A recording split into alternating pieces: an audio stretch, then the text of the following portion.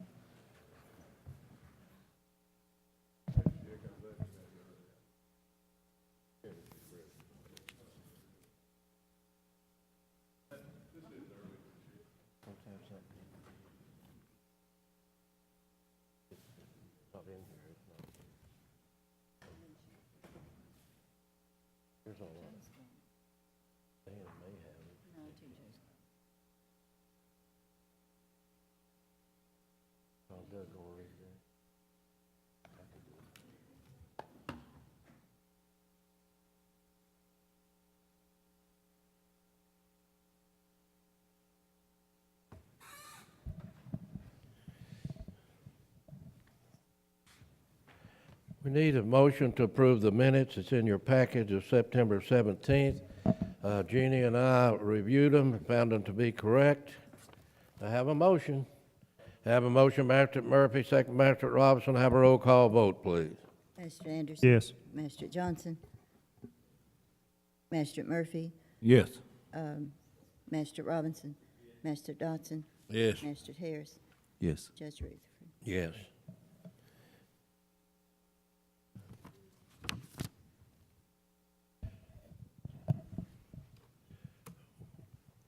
I hate to take a break, but we're trying to wait till Magistrate Johnson got back in because the next thing coming up, he's very much interested in it because I had talked with him.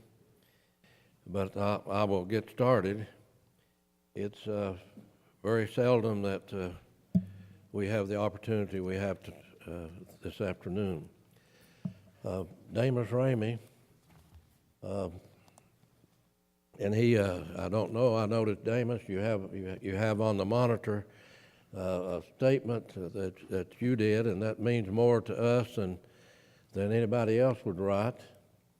And Damas has said, I would just like to say that without the help of a lot of other people, I could not have done what I've done in the past 29 years.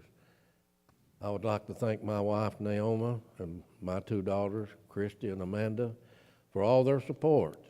And I would also like to thank all the members of the Fiscal Court and the employees that made it possible for these past 29 years. Without the support of the employees and the workers alongside, I don't know how I could have lasted.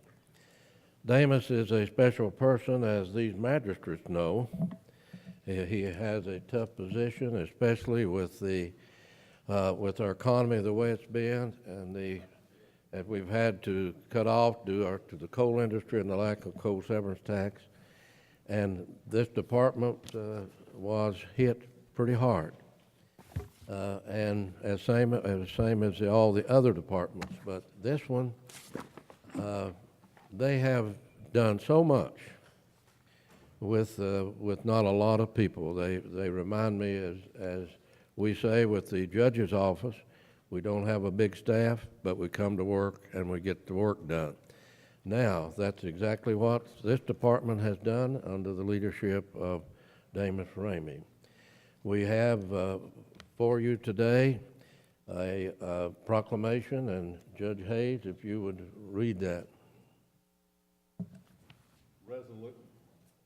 Resolution of the Pike County Fiscal Court honoring Damas Ramey upon his retirement. Whereas Damas Ramey retired as an employee of the Pike County Fiscal Court effective September 30, 2013, after 29 years of outstanding and meritorious service to the citizens of Pike County.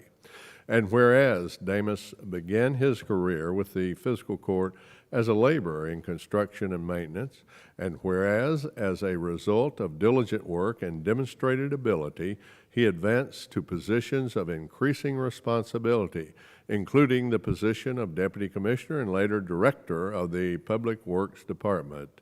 And whereas, in recognition of his outstanding leadership skills and proven professionalism, this body honors him here today. And whereas, throughout his many years of service, Damas has served the citizens of Pike County with fairness and dedication, now therefore be it resolved by the Pike County Fiscal Court that we honor Damas Ramey and do hereby extend our sincere and grateful appreciation for his dedicated service, our congratulations on his well-earned retirement, and our best wishes to him and his family for continued success, happiness, and good health in the years to come. Witness this our hands, this the first day of October 2013, and of course that's to be passed by this court. Do I have a motion? Have a motion from Magistrate Anderson. To have a second? To have a second. Magistrate Murphy. And I want to start with District 1, Magistrate Anderson. Judge, I'll vote yes, and I'd just like to thank Damas for his service. I hadn't had to call on him much, but every time I did call, he would always come running, and I'm really appreciative. 29 years is a long time A long time. to serve this county, and I greatly appreciate everything that you've done. You'll be missed. Magistrate Johnson. Damas Ramey. For me, and me and you had a lot of talk and a lot of work together, and we'll miss you, and hope we get somebody good to replace you, and hope you the best in your life. Magistrate Murphy. Yes. I've got to know Damas over these last few years, and he's been a dedicated hard worker for the county, and every time I've called him, he's tried his best to do what we need to do, and I really appreciate him for that, and I hope him the best for the future. Magistrate Robinson. I've known Damas for many a year when we was growing up, and I think he done a good job, and I wish him well. Magistrate Dodson. Damas, I'm just so glad to hear that you got Chick's salt barn finished before you retire. I think we need to have some kind of a ribbon cutting or something on that barn. But, you can go out remembering the good things that you've done for this county, and all over my district, there's places that you've had a part of or done something to. And we started out almost about the same time. I've got about 26 years, and I think you got your 29. And it's been fast, but it's been good. And I hope you enjoy your grandbabies like I'm enjoying mine. And you got out the right time where you can enjoy yourself and enjoy your family, and hope you a lot of luck. Magistrate Harris. Yes, Judge, thank you. I'll vote yes as well on the resolution, and I just want to say, Damas, thank you for all the hard work you've put in my district and for the people in my district since I've been in office. You've been a true treasure, a hard worker, and your knowledge with respect to the flood wall and so many different things that we have. It takes a particular person to be able to learn all that stuff and be able to operate those things. And you've really been an asset and passing your knowledge along to those that are coming up behind you, like Paul Williams. I see you patting him on the back there.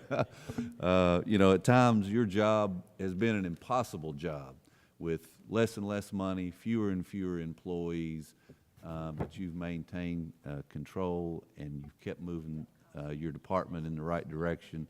And I got a lot of respect for you, and I appreciate the fact that you're getting out and you're going to be able to enjoy a little bit of your life after retirement. So I just wish you the very best. Madam Clerk, have a roll call. Magistrate Anderson, Yes. Magistrate Johnson, Magistrate Murphy, Yes. Magistrate Robinson, Yes. Magistrate Dodson, Magistrate Harris, Yes. Judge Rutherford. Yes. Damas, we have a presentation for you, and if TJ is ready to get it set, we will, if you'll come up front, the magistrates will get with you, and we will give you a picture that you can keep. Where do you want to take the picture at?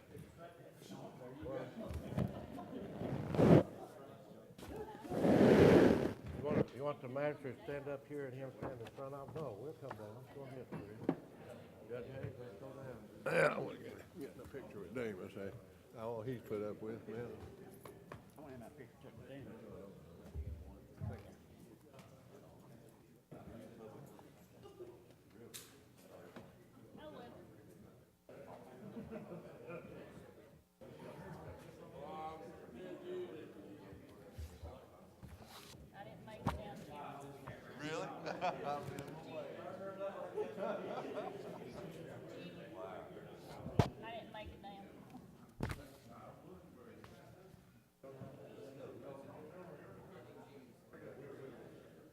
They brought me a bunch of stuff late. If you're missing anything in your packet, they brought me a bunch of stuff late. If you're missing anything in your packet, just call me. I think I got it all together.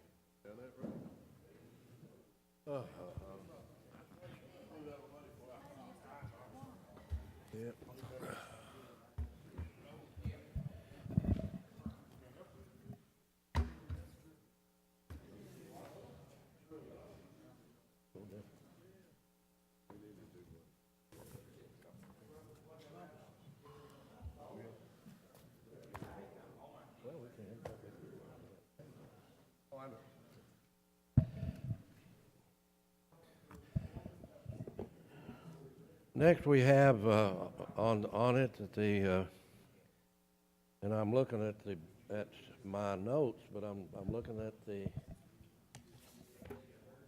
memory of county employees. I noticed the other day in the paper, and I told my staff that Will Cole. Now, many of you probably don't know Will Cole. Will Cole was a fellow who worked here at the courthouse at custodian for many, many years. And he retired, left, and went up to the United Methodist Church at Pikeville, where he was a member and was in their maintenance until he and I noticed the other day that he had passed away in the paper. But I just wanted to say that Will Cole was a Christian man, very quiet, very humble, a hard worker. A lot of times not the best of health, but showed up for work every day. And I can remember that he carried a scraper with him in his pocket patch, and he would look for chewing gum in the courthouse on the marble floor, and you'd see little Will down getting that chewing gum off of the floor. He was a dedicated employee, and I just noticed in the paper that he had passed the other day, and I wanted to say that Will Cole was an employee of the county that was a dedicated employee. We had, and Judge Hayes mentioned Mr. Blair, and I think Judge Hayes, if you can read that about Mr. James Irvin Blair.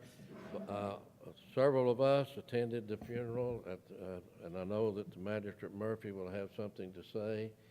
But Bobby Branham and I was able to go up to Mouth Card, and I think that Judge Hayes and Lonnie Osborne and others was able to go pay our respects to Mr. Blair, Judge Hayes. Judge, we did, and that was in a Masonic funeral. But I want to say, that, having known Irvin Blair, too, that the only complaint I ever heard about him, Magistrate Murphy, was that he worked too hard, and those on his crew would get aggravated at him because he expected them to work as hard as he worked for Pike County. And Irvin wouldn't get mad at us unless it was over not getting enough overtime or something. He'd work 7 days a week, 24 hours a day if you'd let him. In memory of former county employees, James Irvin Blair. James Irvin Blair served Pike County and the Fiscal Court as a member of the Road Department for over 10 years, in addition to working as a heavy equipment operator and coal miner. Irvin was a 32nd degree Mason of the Grand Lodge Thomas Devaney, number 928 of Freeburn, Kentucky, a member of the Ashland Shrine, a member of the Lexington Scottish Rite Lodge number 320, and a member of Mountain View Church of Christ at Lick Creek, Kentucky. He was a loving husband, father, brother, and grandfather. Mr. Blair was born November 21st, 1953, and passed away September 22nd, 2013. Irvin was laid to rest at Mountain Valley Memorial Park, Big Rock, Virginia. He is survived by his wife, Deborah Meade Blair, his daughter, Crystal Blair Branham, his son, James, and 2 brothers, Jesse and Edward Blair, and he will be sadly missed, Judge, by his family and his many friends, and those of us, Commissioner Hatcher, who worked with Irvin here in Pike County. Thank you, Judge Hayes. We have next, we have somebody to introduce that's sitting at our table tonight. Judge Hayes, would you introduce the new interim commissioner of the department, please? Judge, I'll introduce him. He's not yet acting director. This court has to approve that. I've contacted each member here informally prior to this meeting, and I anticipate that will be done before the end of this meeting. But we're talking about Judge, a man who has worked for several years for Pike County, and all these magistrates know Paul Williamson. Paul is from Pond Creek area of Pike County. As Damas Ramey congratulates him, I don't know, Paul, if that's congratulations or condolences. I met with Paul Williamson and his crew. The selection of this court and the approval of this court for Paul to become acting director of that department in the place of Damas Ramey was well received by all. He was and is the senior member of that public works crew as a carpenter. And I have had the opportunity to work on several occasions.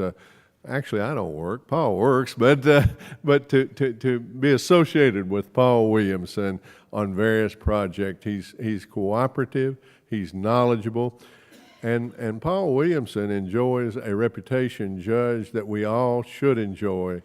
Everybody you hear speak of him says that Paul Williamson is a good man, and I couldn't say any more than that.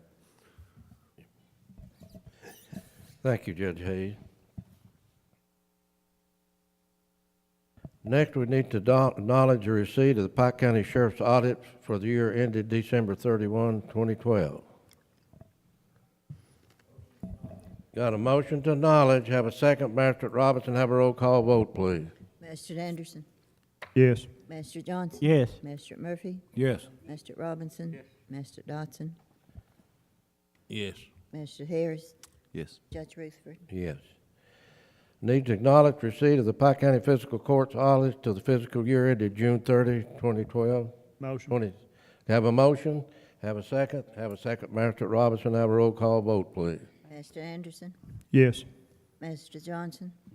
Yes. Magistrate Murphy. Yes. Magistrate Robinson. Yes. Magistrate Dodson. Yes. Magistrate Harris. Yes. Judge Rutherford. Yes. Judge, before we move on, I'd like to just go through our audit a little bit. John, was the only thing and and I just looked through, this is the first time I've seen it, but it looks, reading the summary, it looks like really the only thing that they had a problem with was the fact that the golf course board had not reported to us. Is That's that correct. okay? Was there anything other than that we should be concerned with, or any issues? Nope, there was none. Okay. Mr. Harris, the local paper, of course, didn't understand audits. That's the cleanest audit. I've been here 6 terms. That is the cleanest audit the Pike County Fiscal Court ever got since I've been here.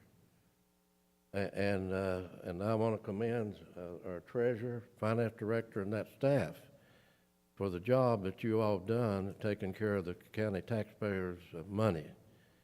It was very unusual that you have an audit that they don't have recommendation after recommendation. And this time, you didn't have anything. As Magistrate Harris said, that was listed at the end, and it was a fact, and it was filed. And that's, but this is just unusual that we get criticized in a paper with a headline that we had problems in the audit. There wasn't any problems at all. The auditor on the exit conference with the treasurer and myself and the county attorney told us that this was a clean audit. And yet we have to put up with that kind of stuff in the paper, and that's, of course, we don't control that, they do. But just want to commend our finance office and our people that does the work and looks out for the taxpayers' money. On the sheriff's audit, the only thing that was mentioned in there on the notes was about the segregation of duties. Do we have any responsibility as a court to? Unless you want to give him more money. Well, I'm reading that the sheriff's response was that he didn't have enough people to properly segregate the duties, which I understand that, but the auditor's reply was that it didn't have. Madam Treasurer, I think the answer from the require. sheriff's staff to that was that they didn't have enough employees to segregate them into different departments. Am I correct? That's correct, but then they also go on to make recommendations that the sheriff himself can take a little bit more oversight and to make sure that things are what is being said and not just the people that's working there. There are some recommendations, just looking at the books a little bit more closer himself and signing off on it from time to time, I believe. Is it not right, Magistrate Harris? That's the way I read it. Yes. That it's just something that they can do internally just to kind of oversee it a little better. And it says that the auditor's reply was that recommendations for compensating controls would not require additional staff, but would require direct oversight by the sheriff. So I think it's just saying that the sheriff needs to kind of look over that a little closer. Correct. Rather than trusting it to whoever was doing it. Doing the duties that needed to be segregated. So that's all the questions I had, Judge. I just wanted to make sure that there wasn't anything that we were that any action we were supposed to take other than acknowledging the audit. Need to acknowledge the receipt of the Pike County Extension Office tax rate.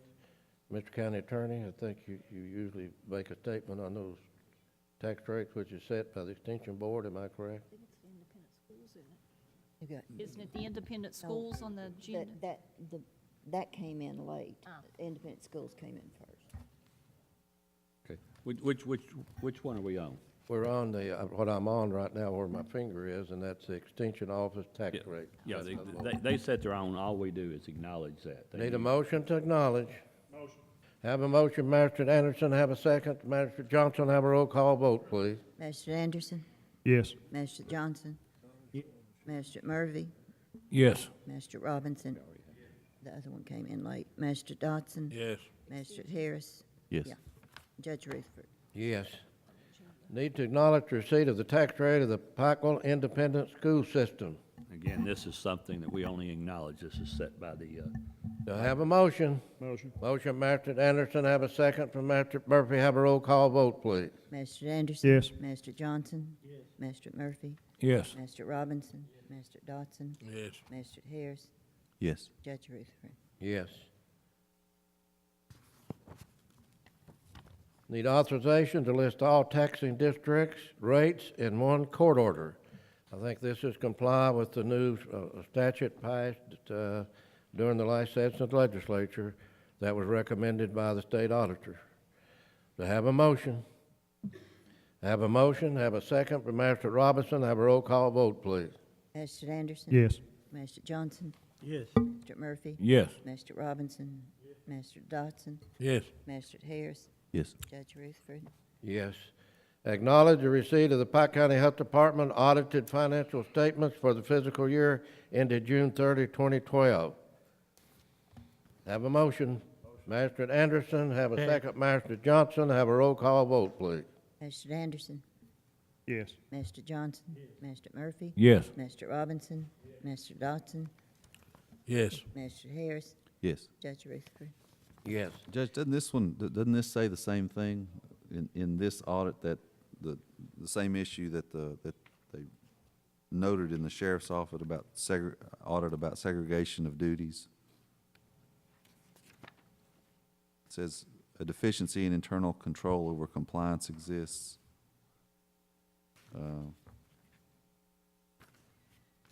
Maybe that's just discussing. I'm just looking at this for the first time, and I'd be nice to have these things in advance, but I understand. But was there anything in this audit that we need to be concerned with, or John, have you looked at the audit? This is the first time I've seen it. I'm sorry? This is the first time I've seen it in the packet.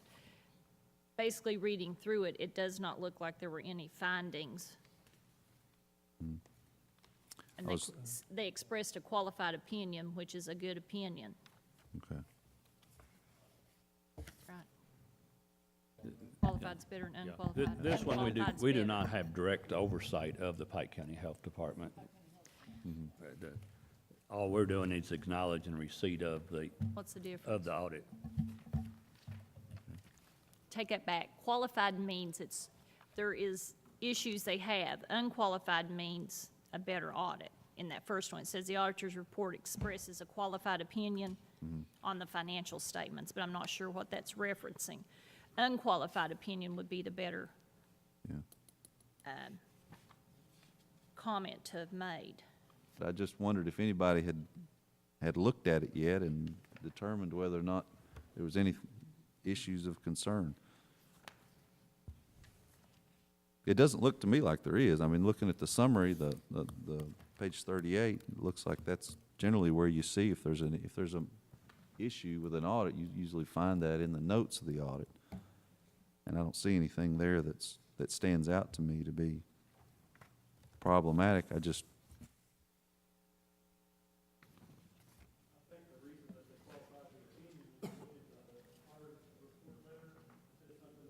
Mr. Stacy, would you bring your microphone over, please?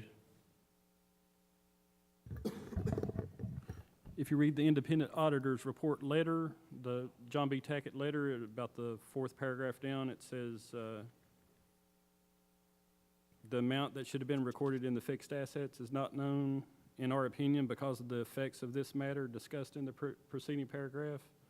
The financial statements referred to above do not present fairly so they're saying that apparently they didn't get their list of fixed assets or something, and they couldn't include that in the auditor's report, would be why they qualified the opinion.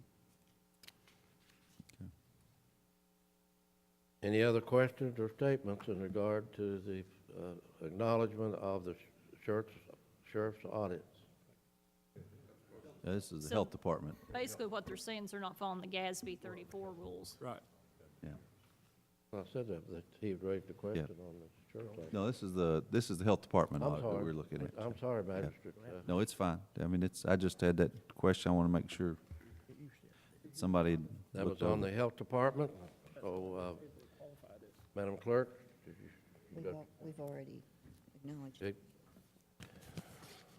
Okay.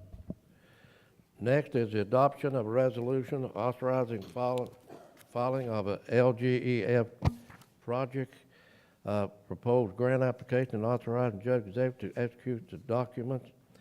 And on our Leachate truck, the truck is on the monitor. That's the truck that broke in two last year and had to be welded back together.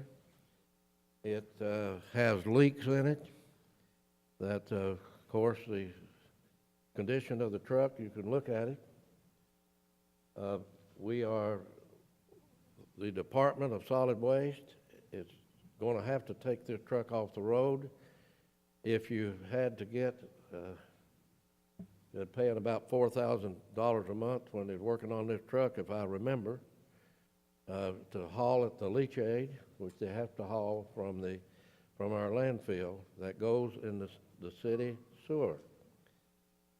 So this money, and Bobby Mullins, the commissioner, if you would, and we will talk about the source of the funding after you make your proposal of solving your problem that you have.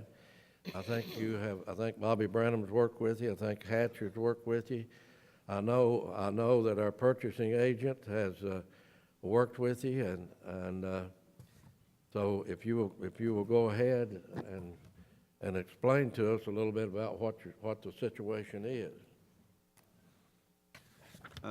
We've been shopping around, looking to see what a different truck would cost, and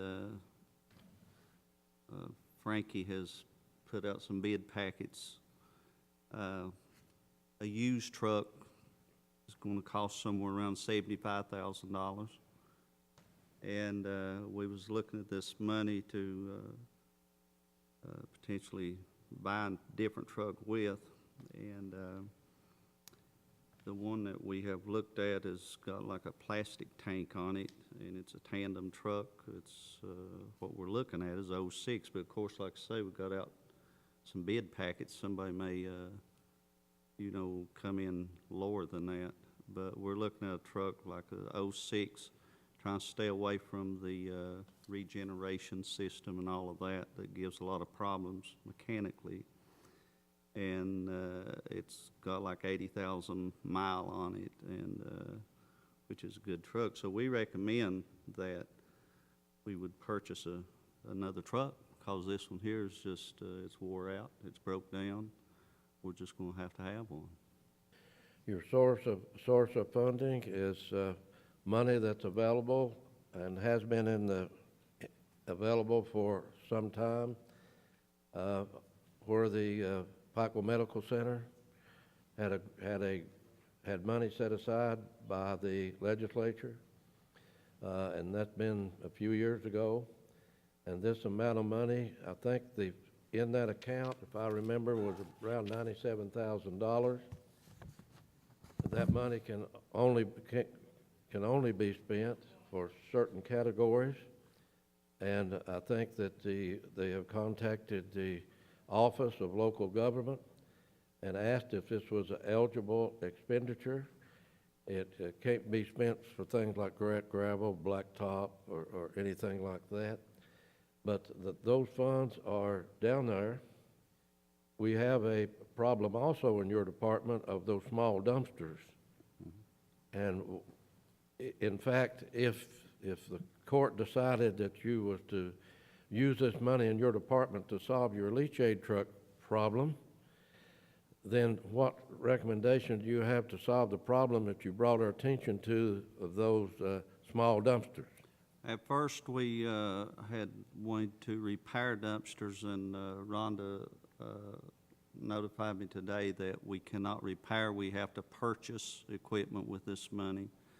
And so we're in need of both 30-yard roll-offs. We're in need of rear-load dumpsters too, and I would recommend that we would take if we could purchase a truck for in the neighborhood of $75,000, take the remaining $22,000 and purchase roll-off containers with them is what I would do. Bobby, that truck is hit tank and truck off for 70-some thousand. Pardon? The truck tank included, is that what you're saying? Yes, the truck, it has a tank, it has the PTO pump on it, and I've let Jeff also look at this, and also Frank has talked with these people, and Now, let me add that, and Mr. Stacy, you need to get involved. You went ahead and put out a bid so that we could, and of course, we will be taking bids on this. Would you explain what your role has been and what you've done thus far? Judge, before Frankie takes off, I'd like to finish asking him about the truck he's talking about buying. Is it, you said it's a 06? it's an 06, it's what we've looked at, and it's in Danville, Virginia. It has got 80,488 miles now. A lot of miles, ain't it? It's a lot of miles, ain't it?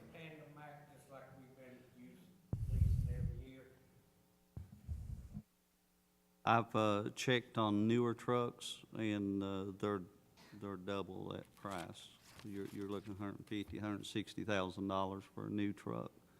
And you can look at other used trucks that's within this model, but they would have 400,000 and 500,000 mile on them, and they would still want $50,000 for them.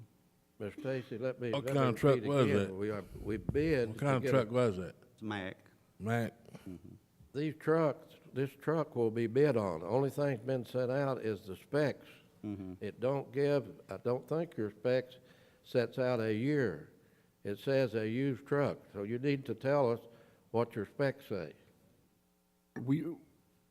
We advertise for a used Leachate pump truck. So, yeah, any, as long as it's a used truck, and it, it has at least I believe a 4,500 gallon tank, and it has the PTO system. 4,000 gallon tank and the PTO system on it. We didn't specify a model or anything like that. Master Dotson, does that answer part of your question? Well, he does, but we're using these roll-off trucks and turning them back in every year, and we're getting 90,000 back from them, 92. 1 year old, about 20,000 miles. Looked to me like that we could get one of those kind of trucks and then put a bed on it at a lot cheaper price and have a newer model truck. That's what I'm looking at, Judge. 80,000 miles is it don't sound like a lot of miles, but it's a pretty good lot of miles, and a 206 for $76,000. I mean, Master Dotson, what we can make our mind up on that as soon as we get bids back, and then but in the meantime, they can check what you've recommended. And today, I think the only thing we need is the authorization to bid it, and you've already got it out. You've got to jump on it. I don't think you needed authorization to do that, but you're trying to get a price range for us on a used truck. Now, as we said, and I think we contacted Scotty Hall, and we know that last year or a year and a half ago, or maybe 2 years ago, when the severance tax started down, we didn't have the money, but Scotty found us a great truck over in Virginia, but we didn't have the money at that time to solve this problem. So what they did was welded the frame back on this truck. It was like that. So they welded it back, tried to stop the leaks in it. We know that the leachate is toxic, and we know that we could be cited. So we need to certainly do this, but Magistrate Dotson has made a recommendation, and I think we need to move forward with it. Judge, I think we need to get Kenneth involved too. He's good on these trucks. He knows a lot of the places to get them, and if yeah, you can look. Only thing we're doing is trying to get a price range on a used truck. Judge, I just used this particular truck for an example to get the specs from. It doesn't have to be this particular truck. It's just those specs is what Frankie was putting out for them. Have you checked both ways, Bobby, with the truck and the tank? Have you got prices on the tanks and things too? No, on what you was talking about, like on a like a roll-off truck or something, you'd have to be able to take the tank off and everything, you know, put another one on. I haven't checked on that. About buying a new tank. Right. You say you're gonna buy plastic? That's what's on this truck is Mr. plastic. County Attorney, we've had our say. Do you have anything to contribute? Would we give the commissioner a mic, since we're on Pike TV, please? I contacted, for instance, Scotty Hall, who sells equipment, buys equipment, ships it all over the world. First thing he told me was, yes, that was one heck of a buy because trucks like that are being bought and shipped overseas. You can't find them. And this, like Bobby said, this is an example of what we need. Not that, you know, if we get a lower bid and a good quality truck like this, but this gives us a price idea of what one's gonna cost us.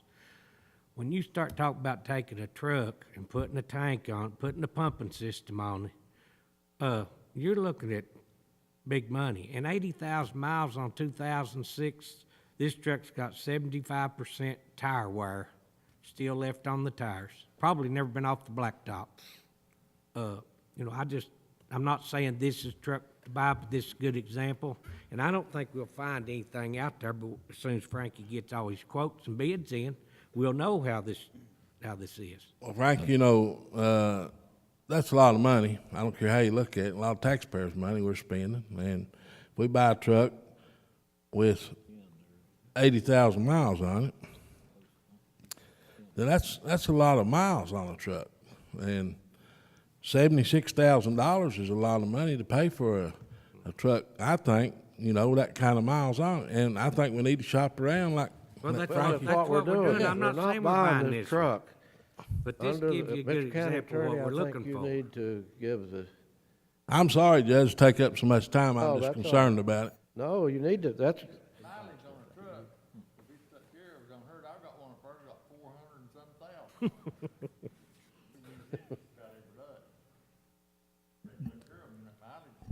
Judge, this has been a useful discussion, but actually the matter before the court is to adopt a resolution to authorize you to sign the papers to file to get the application to get the $97,000. So you need a motion to adopt the that was the- resolution so you do can I have apply a, to do get I the have money. a motion to do that so we can move on? I make a motion. Motion by Magistrate Anderson, have a second, Magistrate Robinson, have a roll call vote. Magistrate Anderson? Yes. that Magistrate was- Johnson? Yeah. Sorry. Magistrate Murphy? Yes. Magistrate Robinson? Magistrate Dotson? Yes. Magistrate Harris? Yes. Judge Reeser? Yeah. Magistrate Dotson, I think that was good questions. I think we needed that discussion, and then when we get the bids in, we'll check out your recommendation, and we'll go from there.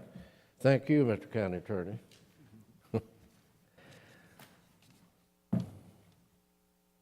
Next, we have a situation in regard to a bridge. We've had this bridge up on the monitor before. We had a meeting in my office. It's been about a month ago, I guess, with the engineer from Alpha Natural Resources and their local person, who was Mike Blackburn, and they provided the district engineer of the Kentucky Transportation Department with all the information on a bridge that is a private bridge and about 600 to 800 feet of road connecting a state road in Virginia, in West Virginia, to a state road in Kentucky, or vice versa. The request was from Alpha Natural Resources that they wanted to give this bridge to the Commonwealth of Kentucky. It is a bridge that was built beyond state or federal standards. It was to haul coal across from the West Virginia side to the Kentucky side, or vice versa. And they asked them, and the district engineer took it to Frankfurt. Frankfurt said it was up to the District 12 office whether or not they accepted the bridge into the state system. we received from the cabinet in writing, finally, we had been told last week that the decision was that they not take this into the system because they was taking no roads into the system because they had no money. And that the bridge was and might add that this bridge had been used for many, many months, and traffic's gone both ways from West Virginia, Virginia. My office has received calls from the businesses in the shopping mall at Goody, Food City, and they say that it would be hard on them, hard on the people who trade with them, if in fact that this bridge was closed. We have a letter provided to us from Alpha Natural Resources that as of November the 15th, due to their general counsel, their attorneys, advising them of the liability of this coal company, that they would be closing the bridge. We have that in writing. We don't have in writing where they said that the Alpha Natural Resources office in Abington has said once this bridge is closed, discussions will not be had again in regard to making this bridge available. Numerous people have called. One of the things that we impressed upon the Transportation Department was the fact that 4 holes of a golf course at Sprigg was on the Kentucky side and they needed the bridge. Next, that this bridge was used for the Hatfield and McCoy Heritage Trail and also for the race that they have that starts out at Food City, circles around and comes back. It's the marathon that's held every year, the Hatfield and McCoy, which has been a great success in some 20 states and some foreign countries had participated in. So we were disappointed when we got word from the district engineer finally today, when we asked for it in writing, that they was not going to accept the bridge. And we as a fiscal court in the county government, we too, our budget's down $5.4 million in 2 budget cycles. We don't have any money either.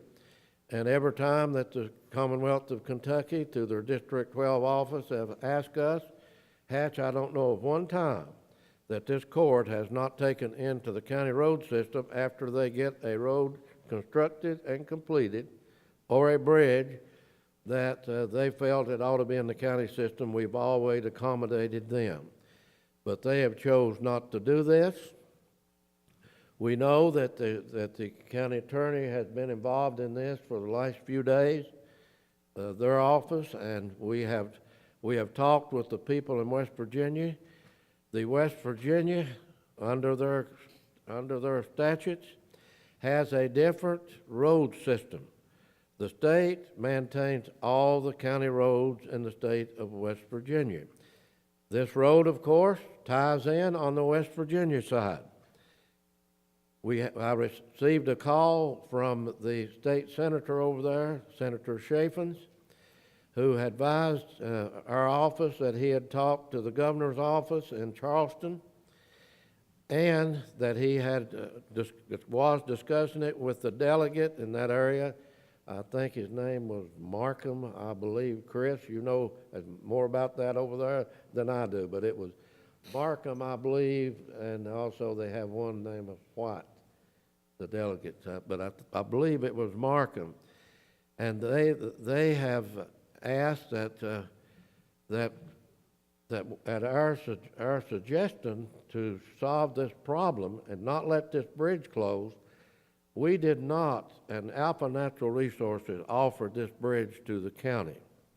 But we felt since there was a state road on one side from one state and a state road on the other side at Aflex, that the state ought to take it into their system.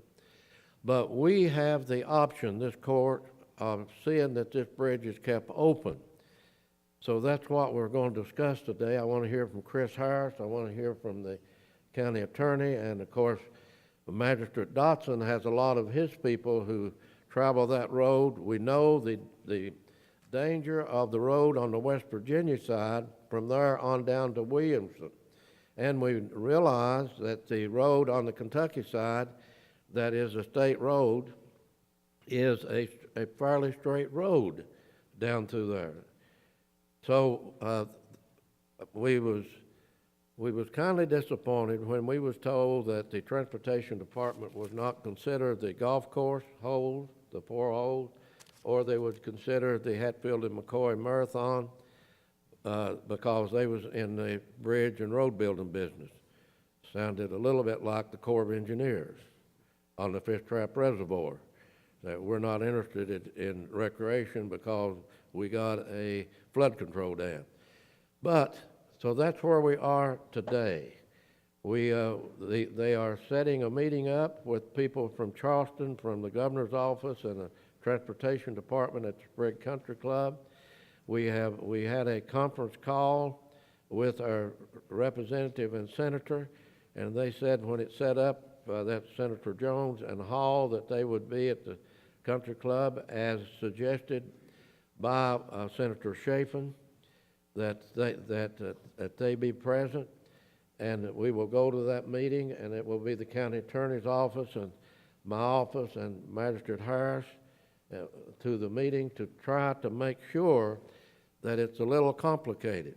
As the county attorney advised me, we know there was a United States Supreme Court case that gave the Ohio River over to the other side, of course, to the Commonwealth of Kentucky, but that had nothing to do with this. But it gets a little complicated. Are we taken into the system today, and it could be changed in the future by court order? Are we taking in the whole bridge, or are we taking in half of a bridge? But to not let this bridge close, and we have to get the paperwork done, and I want to go first to county attorney and then to Magistrate Harris. My recommendation would be based on talking not only to you, but to Magistrate Harris. I think this bridge and road is used by the general public quite often. It's a well-traveled road, is my understanding. Commissioner Hatcher has assured me that the bridge is in good shape. I think it was about a $5 million bridge. But my recommendation would be for us to go ahead and vote to accept the road, if it's donated to us, to accept the road and the bridge, get any agreement that we can with West Virginia, get the documents in place in writing where it's being donated to the county, and then at a later date do a formal ordinance adopting it into the system. But I think with that November 15th deadline that it would behoove us to go ahead and vote our intention to accept it into the road system and try to get the necessary documentation to donating it to us and then to formally adopt it into the system. And I'll yield to Magistrate Harris. He certainly First, knows let me more say about it. Hatch has been involved in these meetings, and he will be attending the meeting at Sprigg. Magistrate Harris. Judge, thank you. I'll just say first that I was disappointed that the state would not accept the road and the bridge into the system, or at least just the bridge. I feel like they have more expertise in bridge inspections and maintenance than what we have, and quite frankly, I don't know if we have in the county system a bridge this large. I mean, this is a huge bridge, and I'm not sure that we have any bridges that are going between states that are county bridges. So I want to first say I wish that the state would have at least agreed to accept the bridge into the system, and we could have taken in the county road and maintained the road, but they've indicated that they're not going to do that. So we're left kind of in a situation where we have to take what they're saying and go with it. So if they're not willing to accept the road or the bridge into the system, then that leaves us, the county, to try to keep this road open. And it is a well-traveled road. It's the road in between the end of the current state road and this bridge is almost a mile long, and it's in pretty poor condition. It needs to be patched, and there's some stretches of it that are fairly well maintained, but there's also some stretches of it that are not very well maintained, and it's going to take some monies to go in there and fix those places that need to be fixed. But I guess at the end of the day, Judge, we need to try to keep the road open, I Correct. believe. And, Now, I in my think that- conversation with Senator Jones and Hall on a conference call, they are a possibility that we could still work something out with the state, and they are willing to go to the secretary and possibly would say that we would take the road and they would take the bridge. That may happen down the road, but what Magistrate Harris has said and the county attorney has recommended that we take action to make sure that the bridge does not close. So I think that's what we need to do today. Well, I guess the right motion then, Judge, would be to authorize you to execute any documents necessary to accept the road right-of-way and the bridge into the county system, and to execute any necessary paperwork with the state of West Virginia to bring that into the system, keeping in mind that we're not going to be able to actually bring it into the system until it's adopted by ordinance, which is in compliance with our administrative code. So, and documents with Alpha Natural Resources or any of its subsidiaries. Be glad to do that. So that's Have a my motion, have a second? Second. Have a second, Mr. Anderson. Have a roll call vote, please. Mr. Anderson? Yes. Mr. Johnson? Yes. Mr. Murphy? Yes. Mr. Robinson? Yes. Mr. Dodson? Yes. Mr. Harris? yes. Judge Rutherford? Yes. Let me say the next that we have on here, and that's the Pikeville Commons groundbreaking. I had asked Donovan and the city manager, and I had told him that due to my schedule, I wouldn't be able to attend. And we are, and I could recall in my conversation with him, I thought about what Magistrate Dotson said at 2 or 3 meetings ago, that what a beautiful city we have over here, and bragging on the city for their beautiful flowers and all. But this Pikeville Commons, I want it plain that this court supports the city of Pikeville in anything they can bring into the city. And it's unfortunate we have others who have other agendas who wants to show that we are against anything the city's for, and they know better. They sit here at the meetings every time and hear us talk about the county and city working together of all at Veterans Time and all of the things we do together, and then we have to put up with all that junk. But this new shopping complex that will be in this county is it a plus for Pike County and the city of Pikeville, and we supported it. I think you have other pictures on here of the groundbreaking. We had people present over there, even though I was unable to go to it. We had people present, but they chose not to acknowledge that the fiscal court had representatives. The post office goes in this facility. You can see on the monitor of what this facility will bring to this area of eastern Kentucky. The post office is being moved into it, and I think that the post office will be in the first, is it in the first building? It's the first building on the middle buildings. It's the first building. The post office will be located in that area. We are glad, and the city has put an awful lot of work into it. They have apartments over top of it. They are advertising now to rent those facilities, and understand from them it's going well. But we are certainly glad, and we'll move on from that. The Hatfield McCoy Park, as Hillman has reported to us, you'll see the pictures when it's starting up. The restrooms now, I think they have a picture when it's completed, and it's there. And they might add that the bathroom fixtures had been removed and the stainless steel is in the building. So that is good news for us. The next one that we got, we'll move on to it, the Kimper Community Center, and I want you to move through these, but what a job that our Public Works Department has done in regard to the shelter. And you'll see something on the side that certainly that they'll enjoy, and that's a covered horseshoe pit. Now, this complex over there is, and I might add, while we're talking about it, Carl Napier is not here. She is at the health board meeting because they are interviewing people to hire as the head of the health department. And I couldn't attend, Carl attending, and she's attending that she is a member and same as I, but she's representing myself and her. But what a complex that we have over there, that this court and under the leadership of Magistrate Dotson and the cooperation of the Pike County Board of Education has brought to that area of this county and the senior and the community center, senior citizens program that they have started over there is just great for this part of the county.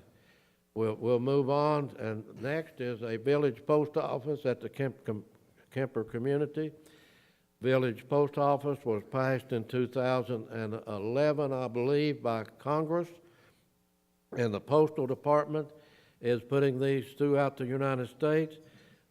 Hillman, this is the second one. They had one over to Stopover, and I think the building burnt, and they moved it over to Hurley's store presently till they can find a more suitable location. But in the Kimper community, this is a post office in the busiest area. Here is the intersection on those roads on 194 and 619. So the Littlefick family has brought this to that area in this business. It's something that Pat and I noticed in traveling for the last year. We go in shopping centers and in small communities, and we see these in this type of facilities and in an area where the Pikeville post office is moving into a commercial area. So it is something that's catching on. We're glad the Littlefick family has worked with the postal department. We had a crowd of people out that day up there from the community who voiced the approval and understanding, because the community has been told, the Kimper post office, as soon as the postmaster is there now, they haven't made their mind up, they're going to keep the post office over there. So this gives people hope. It gives them something placed to mail. There will be boxes placed in this facility. They will take in packages out of there, according to what the postal department people informed us that day. The next was Treasurer's Founders Day.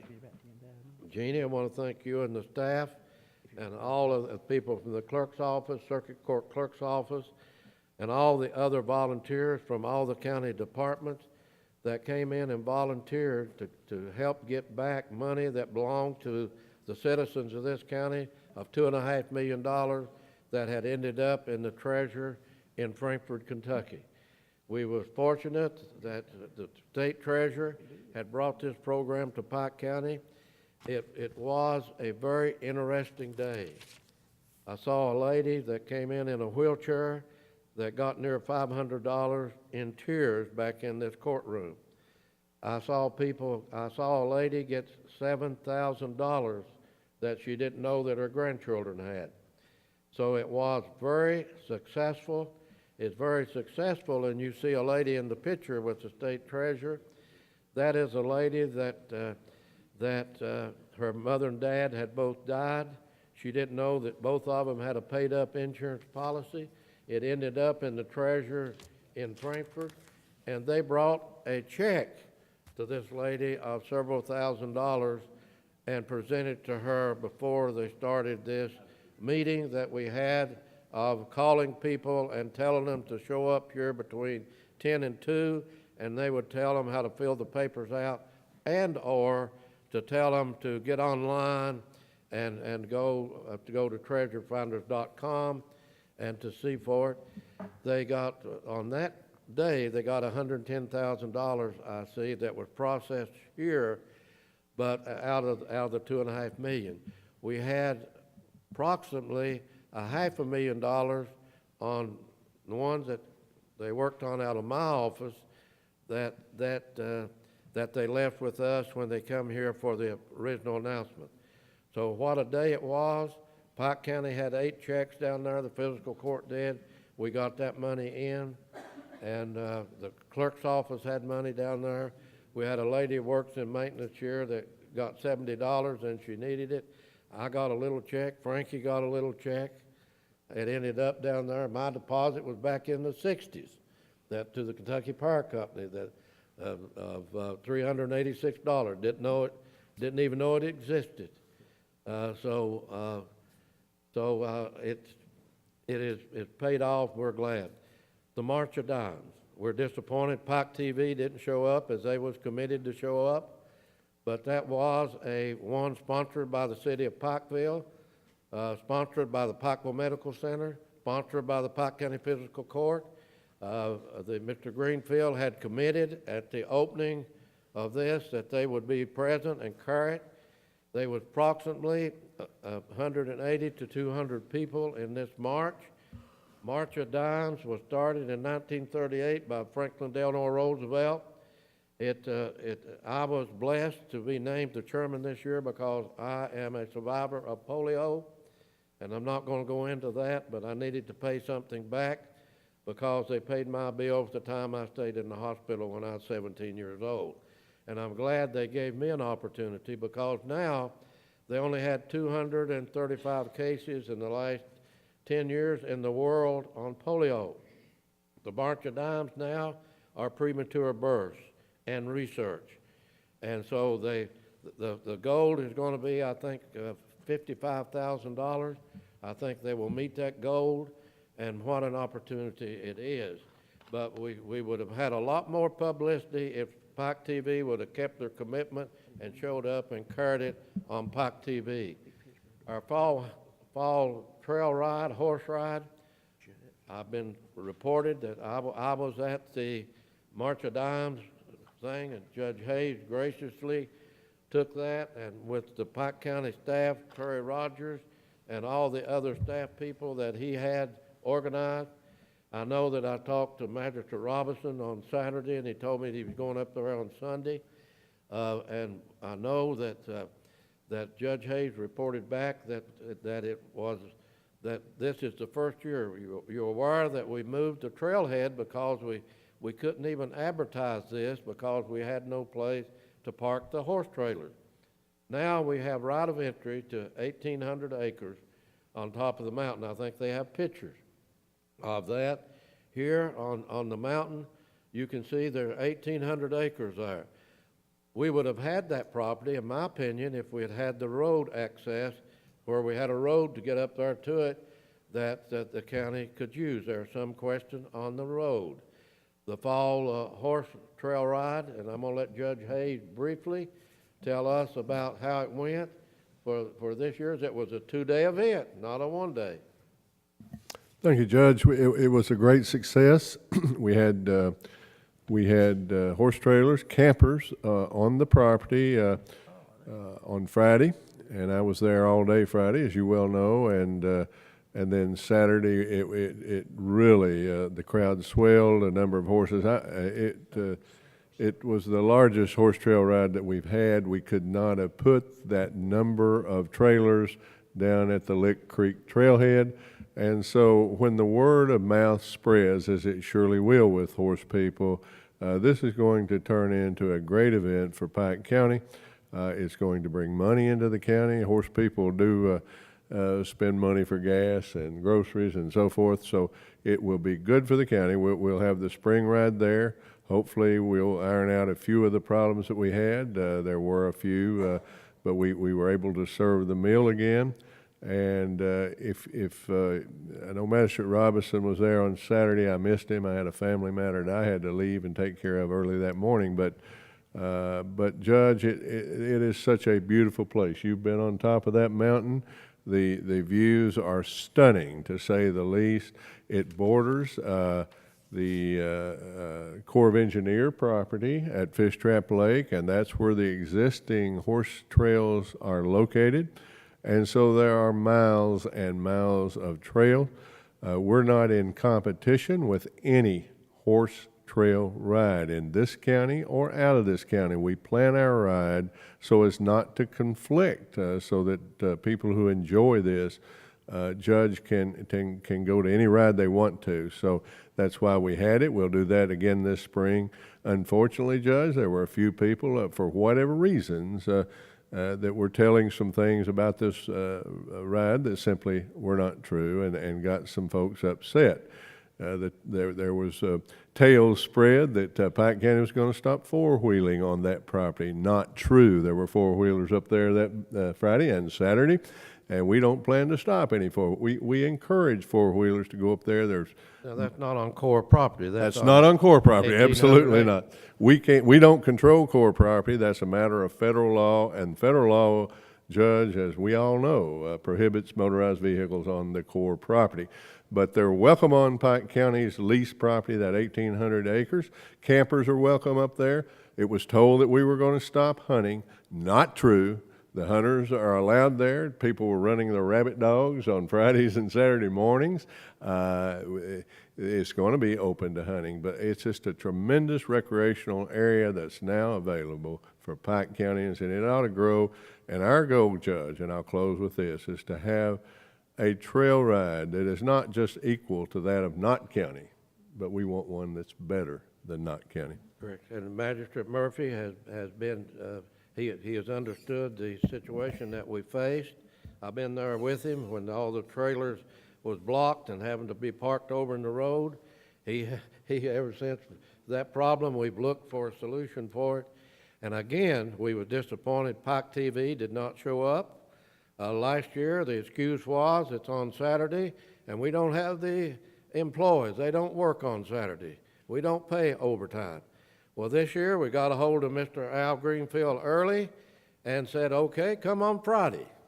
You send your crew up there on Friday and help us get the word out, because we're in the state of West Virginia with Channel 99.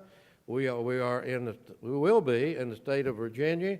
We cover all of Mingo County, all of Martin County, all of Floyd County, part of Logan County, and then we're part of Dickerson and part of Buchanan. So we were very disappointed that we didn't have that to get the word out, because Mr. Greenfield did not see that we had coverage from Pike TV. So that's two things in a row that we are very disappointed that he did not meet his commitment to the county that caused the Channel 99 to be on the air today. That channel is owned by the city of Pikeville, and it's owned by Pike County.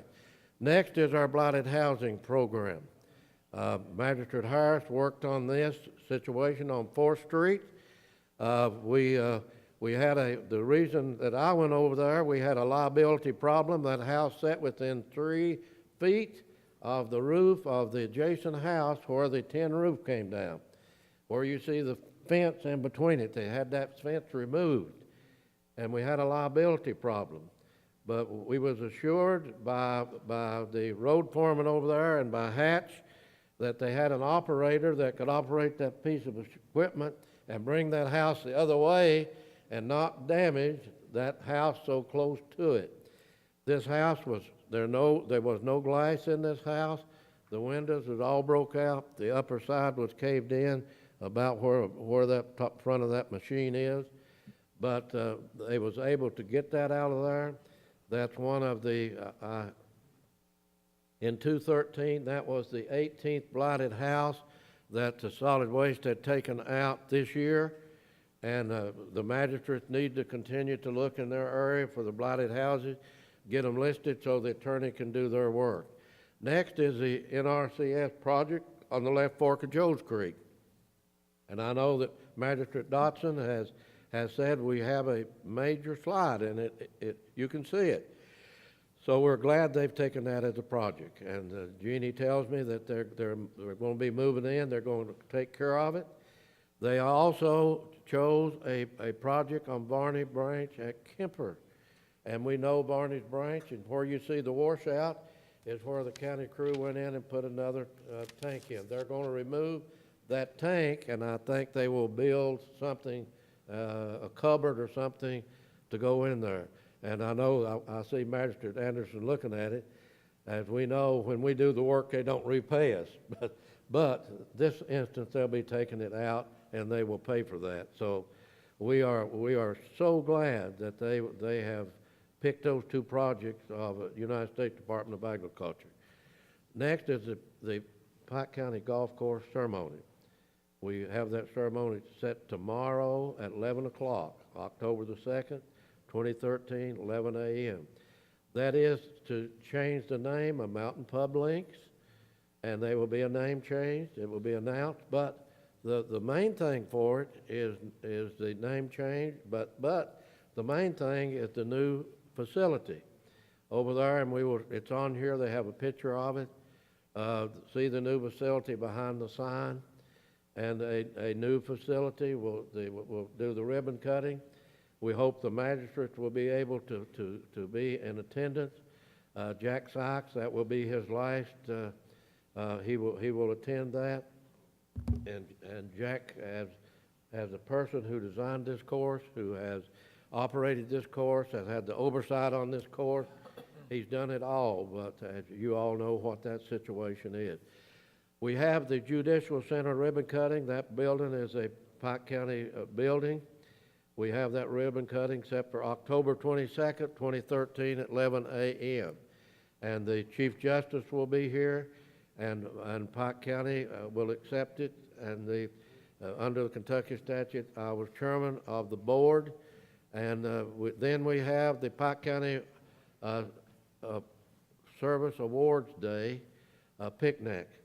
That is mandatory. All of you commissioners and directors, all of your employees need to come to this. This year, Jeannie's working with the health department on the Affordable Care Act. We will have a presentation, hopefully 20, 25 minutes, from the people at the health department that the state has given the responsibility, and they will let our employees know and we also, and I want to commend the office upstairs on the 4th floor, and Jeannie and others, and of course our wellness committee, who in the last check went out also gave some information to our employees. But this year will not be taking up a lot of time. We will be giving away a real big prize, of maybe 1 or 2 or 3, but that will give them time, and I know that Judge Hayes will be glad to do that, and some of the magistrates who comes and spends 2 hours of giving away the small thing. The Scholar House of Central Appalachia is now taking applications, which means it's around 80% complete. That is the house at the Fiscal Court, and again, for the benefit at the city of Pikeville and the university has worked together and brought to this city. If they are taking applications for unmarried parents, men and women. Most of them, 99% will be women who made a mistake when they was in high school and had a child and had no idea they could ever get a free college education and have an apartment and have a child care center, have a learning center, and have security, and they can go to school at the University of Pikeville or up here to the community center. It's in walking distance if they don't have transportation. Trick and treat, it's countywide. The city of Pikeville, Coal Run, and Elkhorn City, and that is Thursday, October 31st, 6 to 8 p.m. Again, we got to make sure that, and we've already talked to the sheriff about running the police cars, and also the captain of the state police to run their lights from 6 to 8 throughout Pike County so that we make sure nobody gets hurt. We have listed on the Artist Collective Theater of their programs as they had requested us to do. We will use our message sign to do this, and won't have it on this once the message sign gets up this month. We will use these things, and they will come from the tourism office onto that message sign of the programs of what's going on at that theater, which this court has built and been a part of building with our legislators in the city of Elkhorn City. National Guard, we failed to give their numbers out, and we're carrying them again. They can get them at 606-585-7286, or 606-589-8415. They have an office, a recruitment office in this building, but they work all the counties of eastern Kentucky, so they need to call for appointments and somebody will see them. And that's all I have today. And on the agenda, we have the awarding of bids. Don't have any bids to warn. We have magistrate road work. Moser, Magistrate Anderson, to have a second, Magistrate Robinson, have a roll call vote. Magistrate Anderson, Yes. Magistrate Johnson, Yes. Magistrate Murphy, Yes. Magistrate Robinson. Yes. Magistrate Dodson. Yes. Magistrate Harris, Yes. Judge Ruth. Yes. Next, we have magistrate comments. Magistrate Anderson.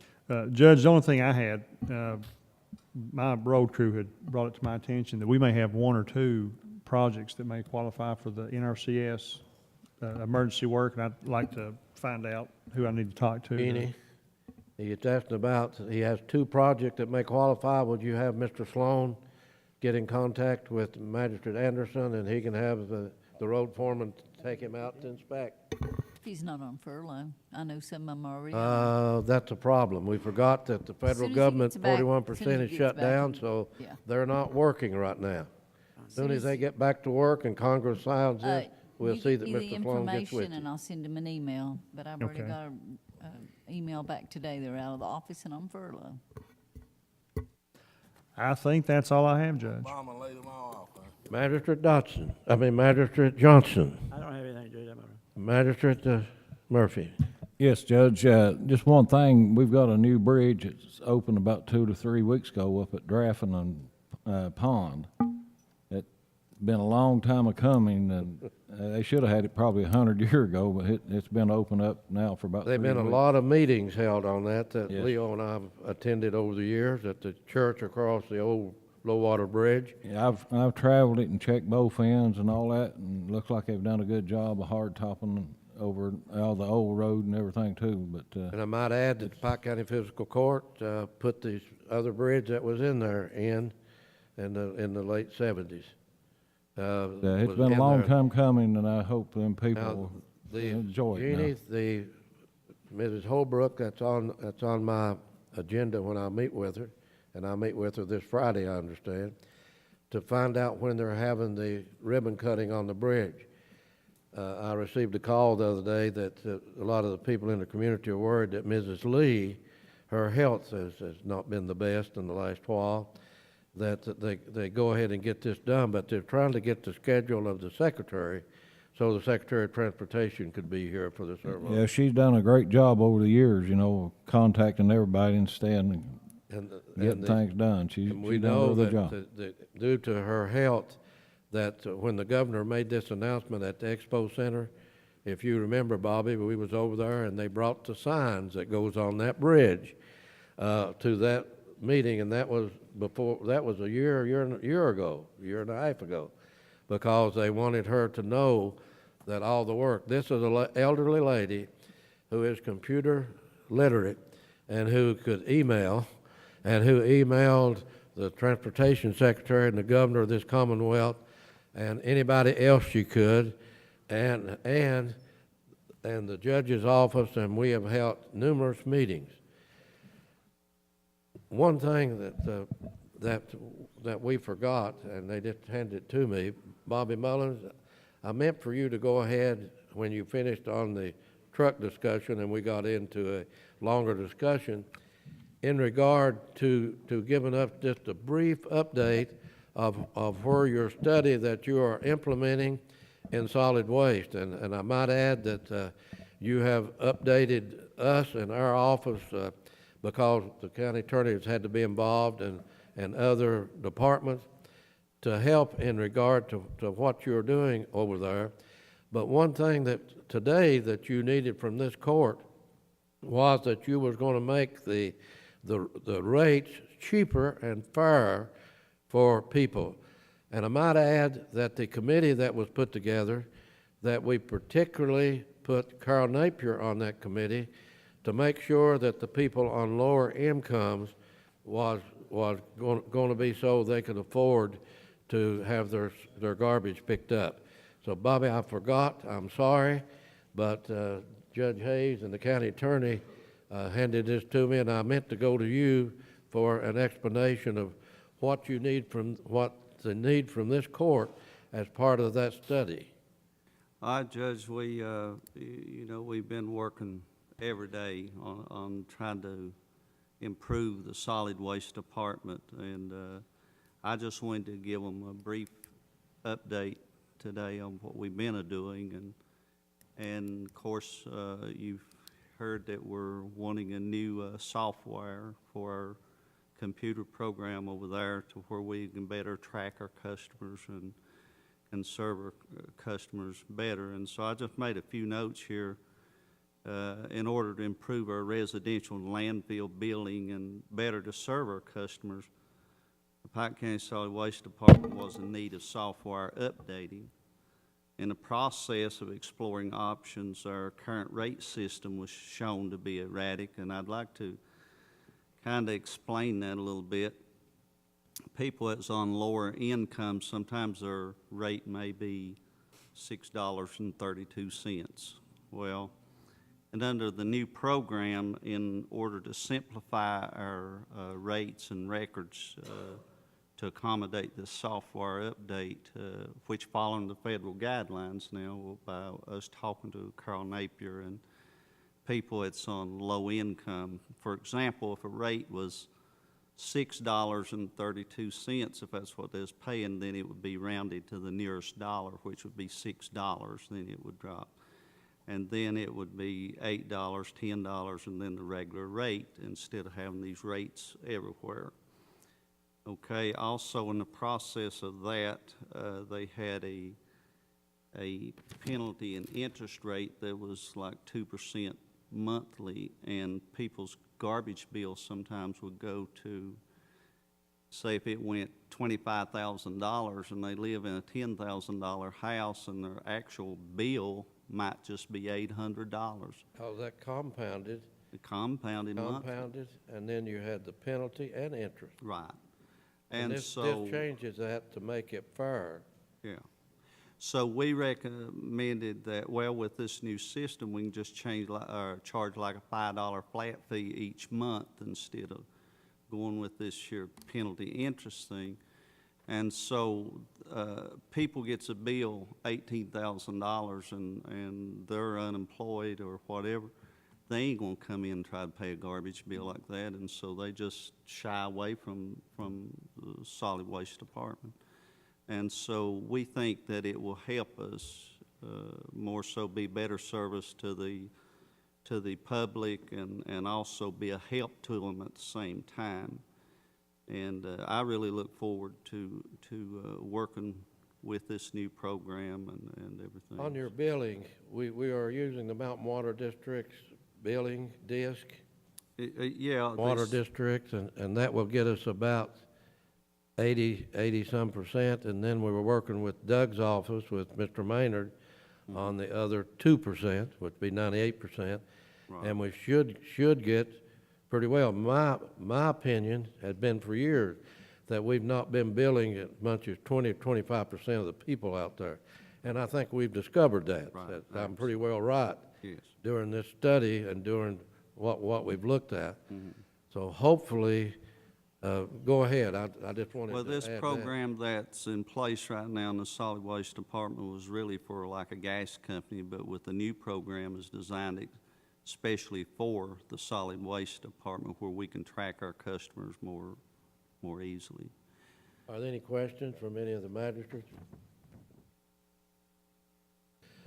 No questions? I appreciate, Bobby, what you're doing in that regard, because I do think that's one area that we need to get cleaned up is our billing and identifying the customers, the potential customers that are out there, and making sure that everybody's paying their fair share.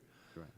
Because I know there's a lot of people who were not paying their fair share, and I know some of them that since you've been working as a commissioner, that you've got a lot of people signed up that needed to be signed up, and I appreciate what you're doing in that regard. And our solid waste department is not a moneymaker for the county. No. And that's something that we've talked about. You and I have talked about that, and it was designed initially When Paul Patton instituted it, it was designed to break even, to pay for itself, and to, not to make money, but not to lose money either. 1.7 million average in 5 years. Yeah. And we've got to stop that with I mean, the way our situation is today in the budget. So, I appreciate what you're doing, and I also appreciate, we talked a little bit a minute ago, Judge, about the dilapidated housing. I appreciate what you're doing in that regard too.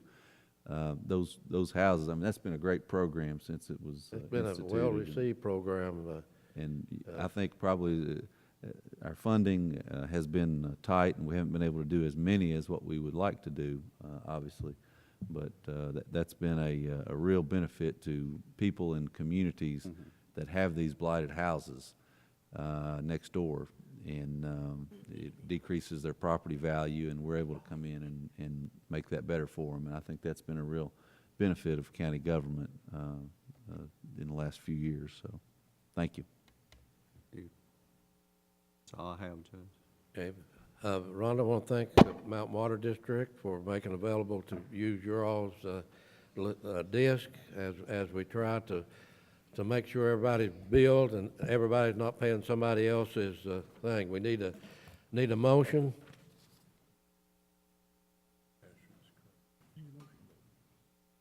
Well, I was in magistrate's comments. I stepped back out when you handed me this to make sure that we got it. So I want to stay out of magistrate's comments until we get a motion to approve of what Bobby has recommended, and so that he can move on and continue of straightening that department up.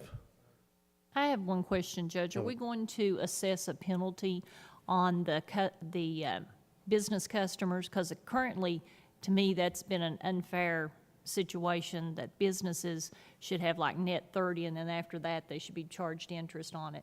We're not charging the business customers any additional fees. We've been putting it on the residentials. That was something I had never even thought of. But you're Bring right. that back to us, and we'll go ahead and see if we can get you approval. Thank you, Madam Treasurer, for calling that to our attention. And you need to talk to the fellow who's doing your study and get some feedback from him, and then work with Jeannie to get your local committee set up again. And then when we have that next meeting, Jeannie, make sure the treasurer is with us, and she can broach that question, and then it can be discussed and make a decision, bring it back to the court.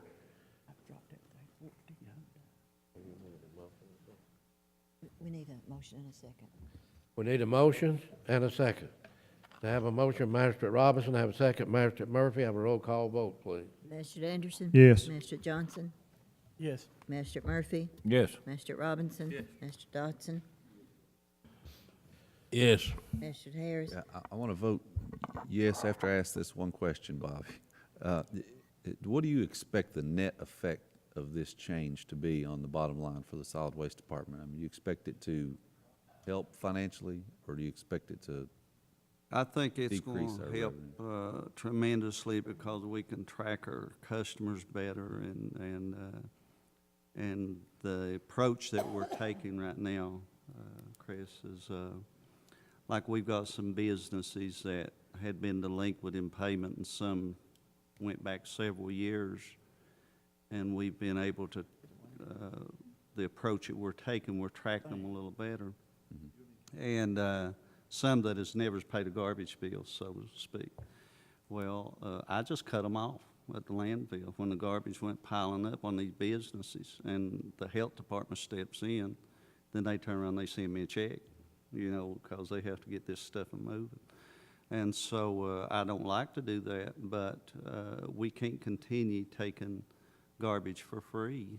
And, you know, but with this new program right now, and when we was talking about rates that is erratic and is up and down, we could not make a projection of how much income that we're going to take in. Well, this way, when we can see our rates and they fit within that federal guideline, and then we get everybody signed up, as the judge was talking about, then we can make a projection of how much income we're gonna have to come in. So you All do you do is expect, punch the computer, and it gives you that information. you do expect it to be a positive thing for the Yes, department? yes, Okay. I That's think, all I wanted, that's all I wanted to hear.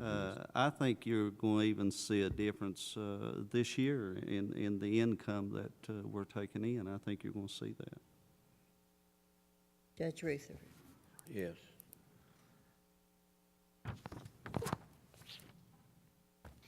Which magistrate? No, Kenneth? Kenneth? Ken- Magistrate Dodson. 5 minutes. What, Judge? What, Chick? 5 minutes. My opinion, 5 minutes. 5 minutes. Oh, it take me longer than that to get over one thing over. Judge, I appreciate everything you've been doing there. You sound like you've covered everything in the county here on this monitor tonight. I don't know how you do all that stuff, but you've done more tonight than we can do in 2 years. You've covered everything and got everything going good. But, you know, I didn't know we had a post office. All I do is announce it on the monitor to the people that does the work, is these fellows out here. But you gotta be aware of it. That's correct. And I didn't know about the post office at Kimper. I'm glad to know they've got it. Didn't know they changed it. And, the old post office there at the mouth of Harkin, you know, and I didn't know they was moving it to, L&M Mart there. But, glad to see them get one. Sure. You know, I didn't know they'd changed it, but, Rose, on the agenda there, you said we was aware last week, Judge. I was kindly bothered when somebody told me it come out in the newspaper that we voted for a tax increase on our property taxes. And, you know, I asked you right before we took the vote, was that the same rate or was we voting for a tax increase? And I wouldn't have voted if I'd known it'd been a tax increase, but the newspaper come out, they said, I don't buy the newspaper, but they said it come out that we'd voted for a tax increase. This fellow knows about as much about budgets as I know about running the newspaper. In fact, I answered you correctly. Tax revenue for Pike County was not raised, and in essence, it was same as last year, the revenue was. Pike County will receive the same amount of revenue as in the previous fiscal year based on the compensating rate. The 2013 and 14 budget adopted by the fiscal court projected tax revenue collected to be the same as those from 2012-2013. This means by implications, the court had to adopt the compensating rate to generate the same amount of revenue as the previous year to satisfy the projection contained within the budget adopted by the court. So in fact, I answered you correctly. Well, I wanted you to explain it to the people because, you know, I would not and do not believe in tax increase unless we have to, and they come out and said we voted for one, the newspaper. That's correct. He was here at the meeting, and he chose to go over and write a story, but that we can't control that. Yeah. We can't control what he writes after leaving here. And Jeannie, people on Pike TV can watch the meeting. And Rose, you know, you said it was in our package. We get a package about that size at the beginning of the meeting, and you know, if we can read all that and get all that comprehended before we start, we'd be in pretty good shape. So that's the reason I put my trust in the judge and asked him that question. In fact, we set the compensating rate when we did the budget because we set the same amount of money that we had last year for this year. Magistrate Dodson. And third thing, I guess everybody's aware of the the raise on their TV bills this month from Intermountain Cable. A lot of people's calling the office, said we got about a $7 increase. Frankie, what do you know about that? Me and Frankie talked a little bit about it today. Go ahead, Frankie. Right. They had mailed us a letter, and along with the Intermountain customers as well, they got a letter in their last bill saying that for the people that got the basic cable package, not the bundle package, but the basic and expanded package, that they would have a raise on their bill. And there's nothing we could do to regulate we don't have anything to do with that. Right. Mr. County Attorney, are you familiar with that? Judge, basically, if there is a competitive other source, we cannot control the rates, and because Dish and Direct and other services are available here, we cannot control rates. That's been the established federal law for several decades now, I guess. It goes back, 20 years, I guess. It was part of what they called deregulation, which was supposed to increase competition and drive rates down, but what deregulation actually did was just the opposite, because you basically, for most communities, you only have one service provider and you can't control the rate. Just as a footnote, I would say that Lexington is having the same problem. Time Warner bought out the system down there, and everybody's in sticker shock down in Fayette County also. Master Dodson. I know the bill I got was $80 and for just TV. I mean, that's basic TV. Is that right, Frankie? What they're charging? And that's quite a bit of money. You know, we're arguing here over just a few percentage on our property tax, but we get a $7 raise out on our TV. So I just want to let the people know, we don't set it. Are aware of it, and Frankie said it. Roland was in the process of negotiating a franchise, and I thought it would be a proper time to bring it up and see if. I told him that I didn't think that there was anything that they would agree to in a franchise agreement about us controlling their rates, but we are in negotiation for the new franchise agreement for next year, and it could be discussed, but I seriously don't see them agreeing to that. Yeah, we cannot set the rate. I mean, we can, I guess, bring it to their attention, but that is all. But we cannot set the rate as part of the franchise agreement. Mr. Dodson. And Judge, I'm glad I guess Joe's Creek is just about finished, ain't it, Jeannie? The long project that we've been waiting on, and they just about got it completed. And the four-wheeler trail, I want to find out where we stand on it. Every time I turn the TV on, I see one of these judges from these other counties are promoting their four-wheelers. Or Charles Carlton, what do we know from the land company? The situation is that they have a surface mine operator that is looking at a permit that affects the trail, and I have discussed it with the company that is making that application to see if we can have coexistence by changing a portion of the trail so that it doesn't affect any future mining operations. Ain't too many of them are working right now.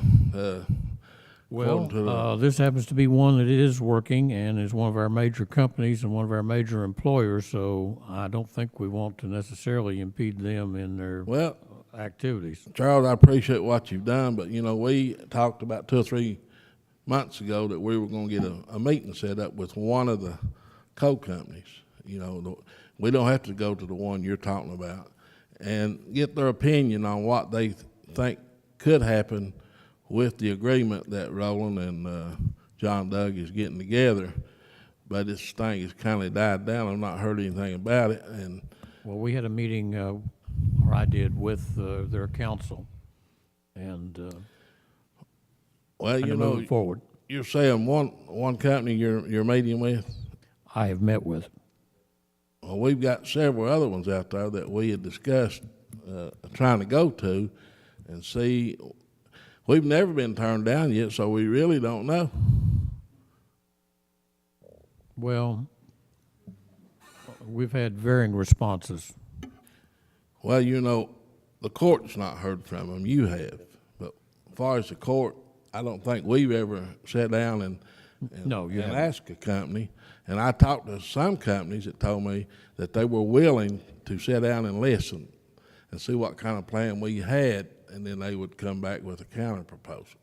And we've not done that. And I just, I don't want to see this thing die. I think our trail system is just as important as any other tourism that we have in Pike County. I think it's going to be the key to make this county go.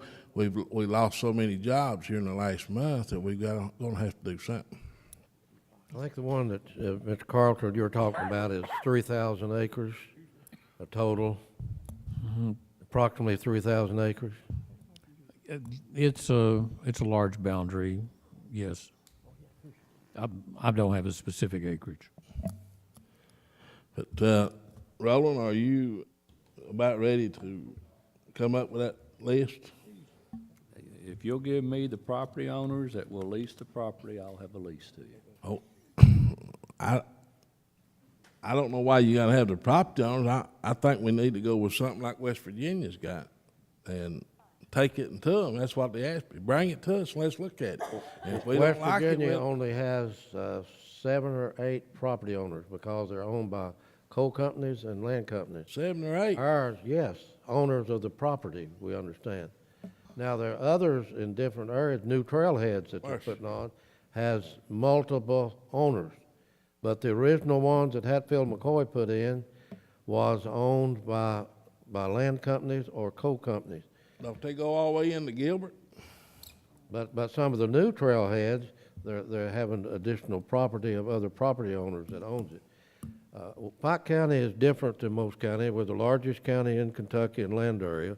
We have more out-of-state ownership of our land than any other county in Kentucky. On the other side, we have more out-of-state ownership of our land because we're such a large county. So local owned and out-of-state owned, we're number 1 in Kentucky.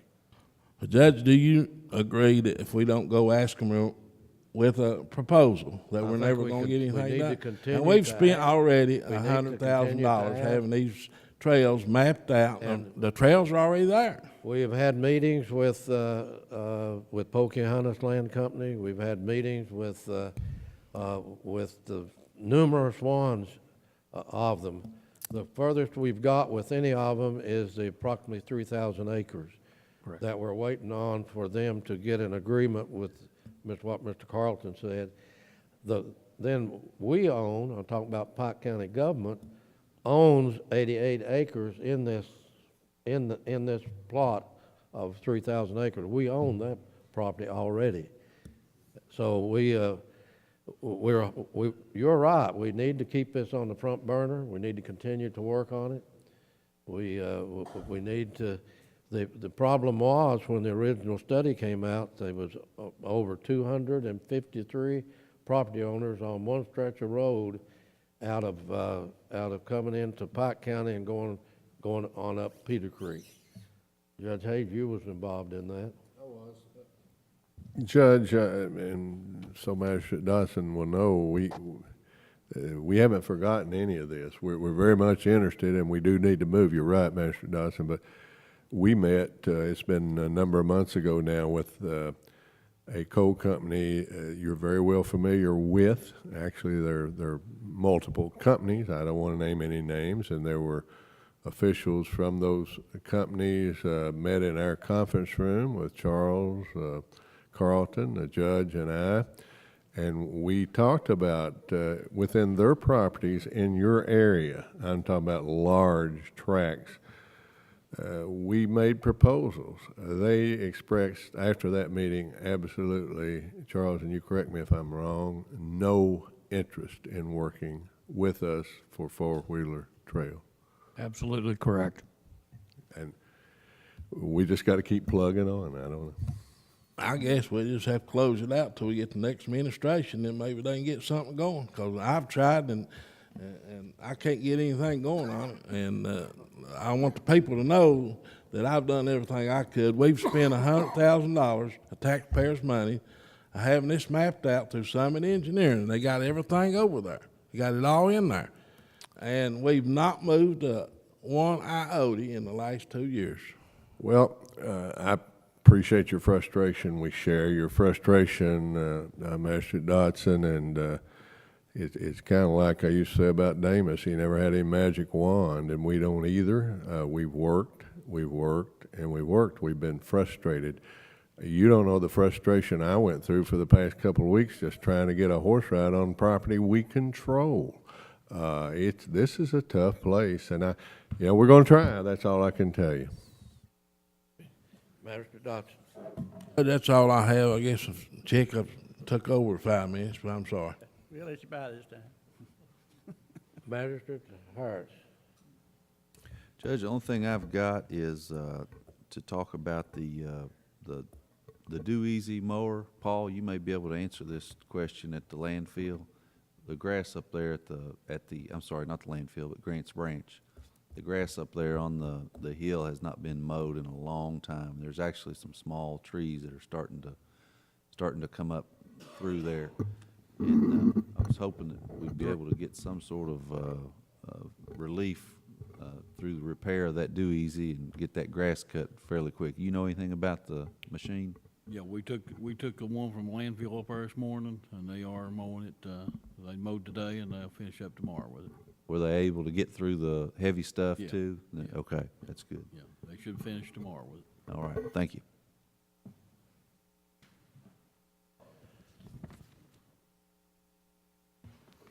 Personnel, Judge Hayes.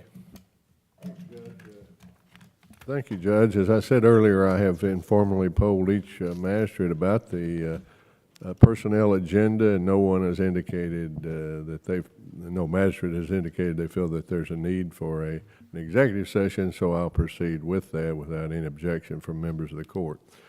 There are 5 matters. The first 3 are simply to acknowledge resignations of employees. The first one, of course, we've already talked about, Damas Ramey resignation, which is effective September the 30th, 2013. Also need to acknowledge the resignation of another long-term employee, Troy G. Bryant, effective September the 30th, 2013.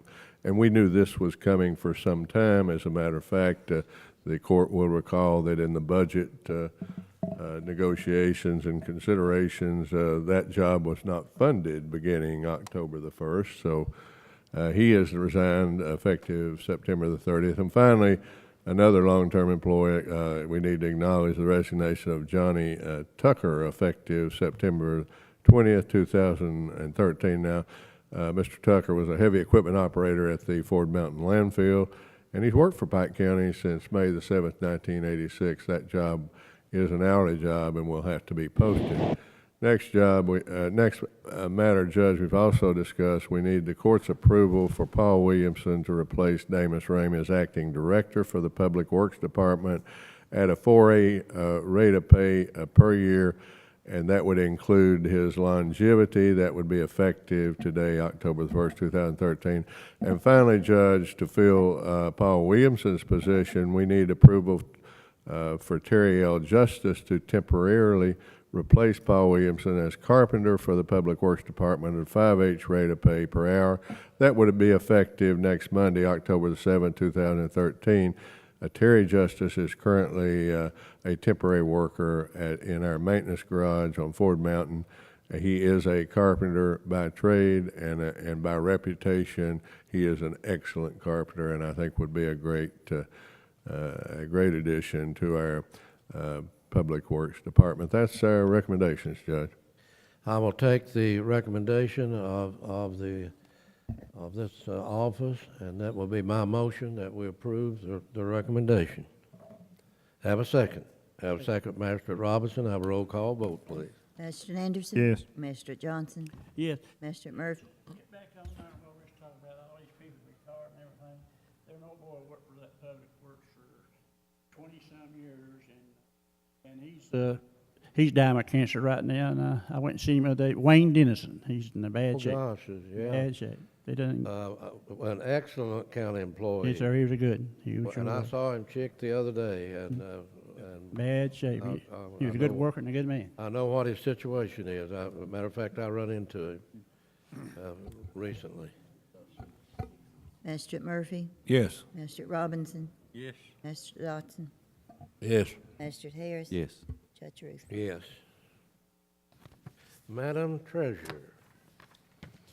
Authorize any necessary transfers and interfund transfers to pay the bills, payroll, health, and life insurance. Got a motion, have a second? Have a second. Magistrate Robinson, have a roll call vote, please. Magistrate Anderson? Yes. Magistrate Johnson? Yes. Magistrate Murphy? Yes. Magistrate Robinson? Magistrate Dotson? Magistrate Harris? Yes. Judge Rutherford? Yes. Pass over the next 3 items. Authorize the following checks in the amounts of the Appalachian Newspapers Incorporated, legal notices for the delinquent property taxes in the amount of $20,046.60, and the tangible gas and oil in the amount of $1,065.60, for a total of $21,112.20. Pikeville Accounting and Tax Associates, preparation of the sheriff's settlement and reports for real property taxes, $8,450, and mine coal taxes, $2,825 for the year 2012, for a total of $11,275. Trash flow system software for solid waste in the amount of $11,335. Box Lake Networks annual billing for 2013, sorry for the typo, $7,570. Sheriff's Office software. Box Lake Networks 2013 tax bill postage estimate for the Sheriff's Office in the amount of $11,850.63. And Magistrate Anderson handed me one as I came in the courtroom.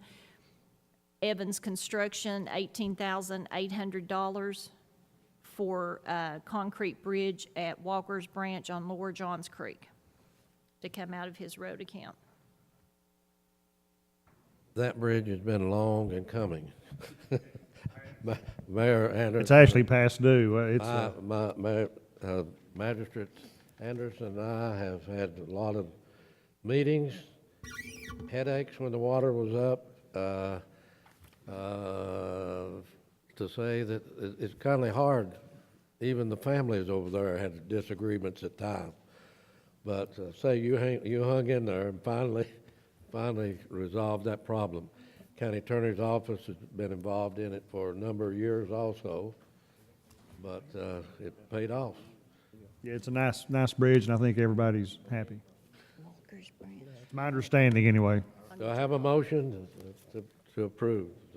Motion, Master Johnson, have a second. Have a second, have a roll call vote, please. Mr. Anderson? Yes. Mr. Johnson? Yes. Mr. Murphy? Yes. Mr. Robinson? Mr. Dodson? Yes. Mr. Harris? Yes. Judge Rutherford? Yes. I also need to add, I guess, to make these contingent on the fact that we have cash in the bank with not as much of a carryover for the year to start with the liability insurance, the workers' comp, the renewal, the refinancing of all the bonds.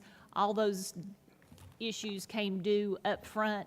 So, and with Jimmy Kaiser, we're having to pay for his stuff up front. We can't wait and get the money. We have to pay for it and then get our money back. There may be some issues, but I need to make sure we got money for the payroll next week. So these are all contingent that there's money in the bank too. Good shape. Authorize registration and lodging for those who wish to attend the 39th Annual 2013 CAECO Conference and Exposition, November 20th through the 22nd, 2013, at the Gold House Hotel, Louisville, Kentucky, and the 36th Annual 2014 Kentucky Transportation Conference, January 8th through the 10th, 2014, at the Lexington Marriott Griffin Gate Resort, Lexington, Kentucky. Have a motion.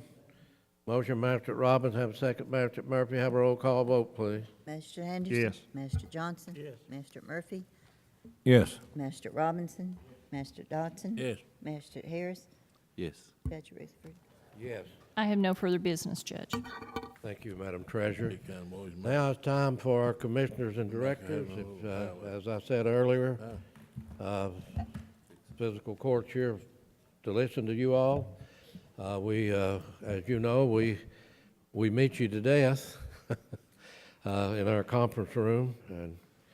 But do anybody have any questions or any questions you want to ask us or statements you have? So if you don't have any, I did a motion to adjourn. Motion and a second. Have a roll call vote, please. Mr. Anderson? Mr. Johnson? Mr. Murphy? Yes. Mr. Robinson? Mr. Dodson? Mr. Harris? Yes. Judge Rutherford? Yeah.